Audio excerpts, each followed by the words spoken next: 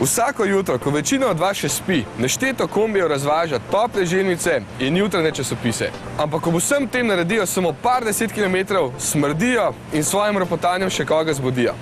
Ampak Mercedes bo temu naredil konec, pa ne toplim želnicam. Nemci pravijo, da se bomo v prihodnosti vozili le še na elektriko in danes tule preizkušam, kako bo to izgledalo v praksi.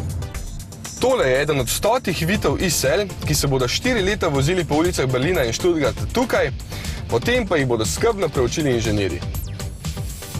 Namesto klasičnega je spredaj elektromotor z ostalimi komponentami, spodaj pa so litij-ionske baterije. Z njimi prevozi okoli 130 km. Merilniki kažejo, koliko moči porabljate, hitrost pa je omejena na 80 km/h. Moč motorja znaša 60 oziroma 70 kW, če zahtevate največ, nosilnost pa še vedno znaša zelo uporabnih 900 kg.